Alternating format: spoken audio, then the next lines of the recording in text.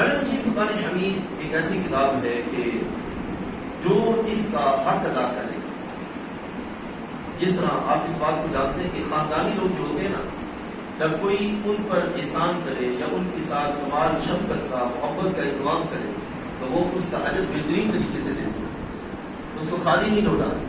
کبھی کسی وقت موقع مل جائے ان کو اس کا صلہ دے دیا جاتا ہے۔ یہ قرآن ہے، اللہ کا کلام ہے، یہ اپنی طرف بڑھنے والے اور اپنے لیے محنت کرنے والوں کو خالی نہیں جانے دیتا۔ اس کا سب سے پہلا جو حق ہے، ہم جہاں بیٹھے ہیں جتنے بھی، ہم آج سب یہ عزم لے کے اٹھیں گے کہ ہم نے آئندہ اس کے حقوق کی ادائیگی کا اہتمام کرنا ہے۔ اس کا سب سے پہلا حق یہ ہے کہ قرآن مجید فرقان حمید کی تلاوت کی جائے، اس کا سب سے پہلا حق۔ اب ایک ہے کہ احسان ثواب کے موقع پر یا کوئی بیمار ہو اس کے لحاظ سے یا کبھی کبھار جو ہے وہ اس کو قرآن مجید کی تلاوت کا اہتمام کر لیا جائے۔ عزیز دوستو، یہ قرآن کا حق نہیں، یہ قرآن کے ساتھ مطلب پرستی ہے، قرآن کے ساتھ مفاد، قرآن کے ساتھ حق یہ ہے کہ روزانہ جب آنکھ کھلے تو تب کی بارگاہ میں سجدہ ریزی کے بعد اللہ کے کلام کو پڑھا جائے۔ یہ قرآن کا سب سے پہلا حق ہے کہ قرآن کی تلاوت کی جائے، اور یہ ہرگز نہیں ہے کہ 2 پارے پڑھیں، 3 پارے پڑھیں، یا آپ کی اپنی پسند ہے، جتنا جو ہے وہ گڑ ڈالیں گے اتنا میٹھا ہوگا۔ پڑھنا چاہیں تو روزانہ کی کم از کم 2 پیج ہی پڑھ لیں، 3 پیج ہی پڑھ لیں، لیکن روزانہ پڑھیں، اس کو روزانہ پڑھیں۔ ہمارے کئی بزرگ لوگ ایسے گزرے ہیں، کئی بزرگ لوگ ایسے گزرے ہیں جو 3 دنوں میں قرآن پاک ختم کر دیتے ہیں، 3 دنوں میں چلتے پھرتے قرآن مجید پڑھتے پڑھتے ختم کر دیتے تھے۔ رات کو روزانہ ایک حصہ اور مختصر رکھا ہوتا ہے کہ روزانہ اتنا حصہ ہم نے پڑھ کے سونا۔ اس بات سے عزیز دوستو کوشش کریں، کئی اشخاص ہمارے مبارک ایسے بھی گزرے کہ جنہوں نے اللہ کے فضل سے ایک رات میں قرآن مجید ختم کیا۔ حضرت امام اعظم ابو حنیفہ رمضان شریف میں 61 قرآن پاک ختم کرتے ہیں، 61 قرآن پاک، ایک تراویح میں، ایک دن میں، ایک رات میں، روزانہ جو اس طرح قرآن پاک چل رہا ہوتا تھا، ختم ہوتا تھا۔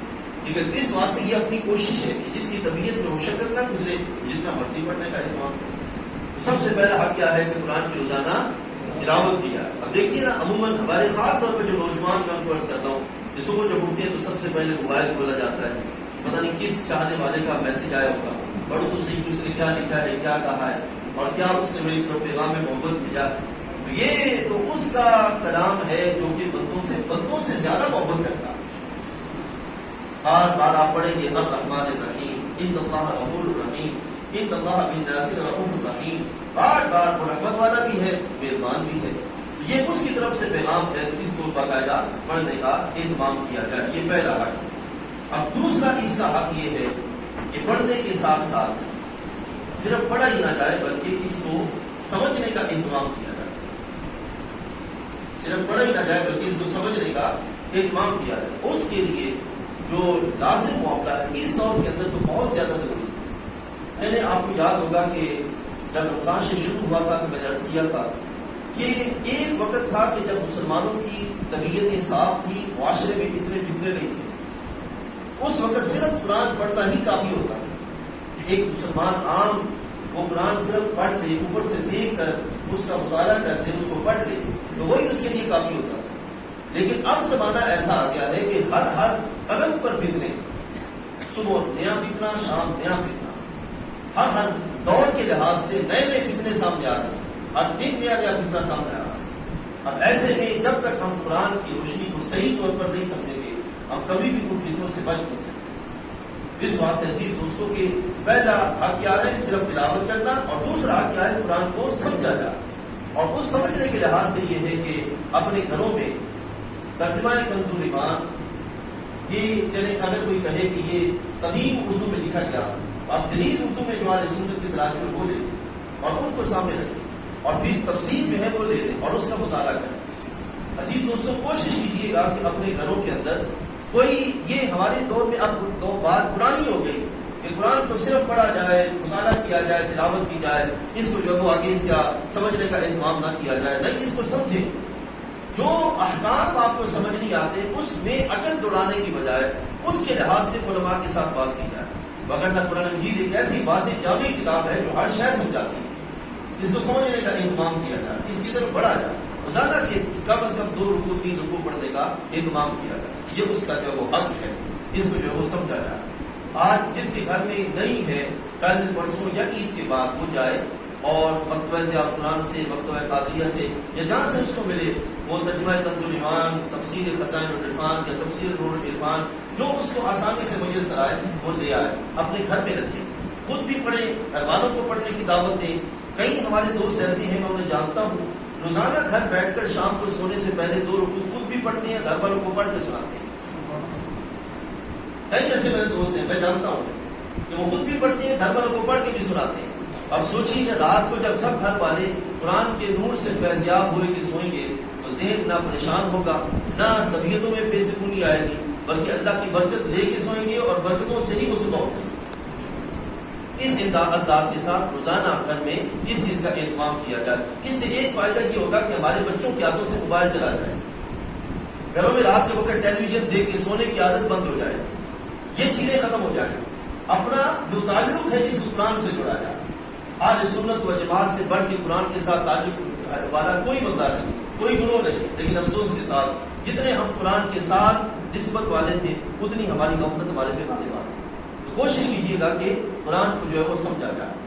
پھر اگلا جو تیسرا مرحلہ ہے وہ ہے کہ سمجھنے کے بعد اس پہ عمل کیا جائے، قرآن کو امام بنایا جائے۔ قرآن امامت کے لیے آیا تھا، قرآن محض جو ہے وہ تاکوں میں رکھنے کے لیے یا سجانے کے لیے نہیں آیا تھا، یا قسموں کے لیے نہیں آیا تھا۔ کوئی بات نے کہا نا، وہ معزز تھے زمانے میں مسلمان ہو کر اور ہم خار ہوئے تارک قرآن ہو کر، ٹھیک ہے، کہ انہوں نے زمانے میں قرآن کو اپنا امام بنایا، ہر قدم پر قرآن کی روح سے اپنے آپ کو فیضیاب کیا۔ نتیجہ کا نکلا کہ قرآن کی روشنی ان کو ہر قدم پر خیر پر لے چلتی تھی۔ اس بات سے عزیز دوستو، جو پڑھا جائے اس پہ عمل کیا جائے۔ اب پڑھنے کے لحاظ سے عمل کا مطلب یہ ہے کہ قرآن کہتا ہے نماز پڑھو، نماز ترک نہ کی جائے۔ قرآن کہتا ہے زکات دو، زکات ترک نہ کی جائے۔ قرآن کہتا ہے روز آخرت پہ ایمان رکھو، ترک نہ کیا جائے۔ قرآن کہتا ہے کہ اپنی عادات کو قرآن کے مطابق بنایا جائے، تو پھر قرآن کا اہتمام کیا جائے۔ ہمارے کئی اسلاف ایسے گزرے ہیں جن پہ قرآن ایسے اثر کرتا تھا جیسے سورج کی روشنی طبیعتوں پہ اثر کرتی ہے۔ اس طرح 1 منٹ کے اندر، لمحوں کے اندر حضرت سیدنا امام زین العابدین رضی اللہ تعالیٰ عنہ، اللہ کریم ان کی برکت سے ہمارے معاملات میں درستگی فرمائے۔ حضرت امام زین العابدین ایک دفعہ تشریف فرما ہے کہ لوڈی آئی اور اس کے ہاتھ میں شاید شوربہ تھا، وہ برتن اس کو ٹھوکر لگی اور ہاتھ سے گرا اور آپ کے کپڑوں پہ پڑا، آپ جلا گیا۔ تب اس نے آپ کی کیفیت دیکھی تو فوراً سے پہلے اس نے قرآن کی ایک آیت پڑھی، والکاظمین الغیظ۔ اہل ایمان کی شان یہ ہے کہ وہ غصہ پی جاتے ہیں۔ لوڈی تھی، گھر میں رہنے والی، اس نے قرآن کی آیت پڑھی، والکاظمین الغیظ، غصہ پی جاتے ہیں۔ حضرت امام زین العابدین کی طبیعت اسی وقت ٹھنڈی ہو گئی، وہ جلال فوراً کافور ہو گیا، ختم ہو گیا۔ اب پھر جب اس نے یہ کیفیت دیکھی اگلے لمحے فوراً اس نے کہا والعافین عن الناس، ان کی شان یہ ہے کہ وہ لوگوں کو معاف کر دیتے ہیں۔ آپ نے فرمایا جا میں نے تجھے معاف کیا، یہ تھا فوراً اثر ہو رہا۔ پھر اس کے بعد تیسرا مرحلہ، اس نے آیت کا اگلا حصہ پڑھا، واللہ یحب المحسنین، اللہ احسان کرنے والوں کو پسند کرتا ہے۔ آپ نے فرمایا جا میں نے تجھے عطا۔ یہ ہے فوراً سے پہلے قرآن کا اثر۔ یہ وہ برکتیں ہیں جس کے سبب وہ قائم ہوئے اور اللہ نے ان کو زمانے میں عزت عطا فرمائی۔ آج ہم ہزاروں دفعہ قرآن سنتے ہیں لیکن اس کا ہماری طبیعتوں پہ اثر نہیں ہوتا۔ سنیں ذرا، حضرت سیدنا عمر فاروق رضی اللہ تعالی عنہ، آپ کا ایمان لانے کا ایک سبب ظاہری تھا حضرت رسول کریم علیہ السلام کی دعا، اور دوسرا جو سبب تھا وہ کیا تھا؟ وہ تھا اپنی بہن سے قرآن سننا۔ بہن اگر قرآن پڑھ رہی ہے، آج اس کو زد و کوب کیا، اس کے بعد پھر فرمایا کہ سناؤ کیا پڑھو، کیا پڑھتی ہو، ٹھیک ہے۔ اس نے جب قرآن پڑھا تو آپ کے دل پر جتنا بھی کفر کا وہ بٹی لدی ہوئی تھی وہ ساری کی ساری ختم ہو گئی۔ عزیز دوستو، قرآن کو غور سے پڑھا جائے، اس کو سمجھا جائے اور سمجھ کر پھر اس کو اپنی طبیعتوں میں اتارنے کا اہتمام کیا جائے، تو یہ اس کا حق ہے قرآن کا کہ اس پہ عمل کرنے کا اہتمام کیا جائے۔ آج ہمارے مسلمانوں کے اخلاق کیوں اسلام سے دور ہے؟ وجہ فقط یہ ہے کہ ہم نے قرآن سے اپنے اخلاق کو سنوارا ہے، اپنی عادات کو درست نہیں کیا، ہمارے کردار کو۔ میں آپ کو بلا مبالغہ عرض کروں، اس وقت جو ہمارے دوست بھائی کسی بھی جگہ پہ جاب کرتے ہیں تو وہاں پر باقاعدہ ان کو ٹریننگ دی جاتی ہے کہ یہاں کے آپ نے اس طرح اپنے آپ کو بنانا ہے، لیکن وہ نوجوان جب وہاں سے نکل کر گلی محلے گھر میں آتے ہیں تو وہ کردار سارے کا سارا وہیں پہ رہ جاتا ہے، اور گھر میں وہ کوئی اور ہی انسان اس کے ساتھ آپ کے سامنے نظر آئے گا۔ یہ اس کا مطلب یہ ہے کہ اس وقت دنیا بندوں کو اپنے لیے استعمال کر رہی ہے، ڈبل سٹینڈرڈ ہے کہ وہاں کے اخلاق کچھ ہے، گھر کے اخلاق کچھ ہے، اور قرآن کی شان یہ ہے کہ یہ بندہ مومن کو ہر مقام پہ ایک جیسا اخلاق رکھنے کا حکم دیتا ہے۔ وہ مسلح پر ہے تب بھی، وہ گلی میں ہے تب بھی۔ ایسا نہیں ہے کہ کیا کہتے تو گلی میں باہر آمد کی کر لیں، نہیں، جو مسجد میں بیٹھا ہے رحم دلی کے ساتھ، اسی طرح وہ باہر گلی میں بھی ہے رحم دلی کے ساتھ۔ یہ قرآن مجید فرقان حمید کا انداز ہے کہ قرآن دعوت دیتا ہے کہ میں تمہارے پاس ایک دسترخوان ہوں اور اس پر جو وہ قائم رہنے کا اہتمام کیا جائے۔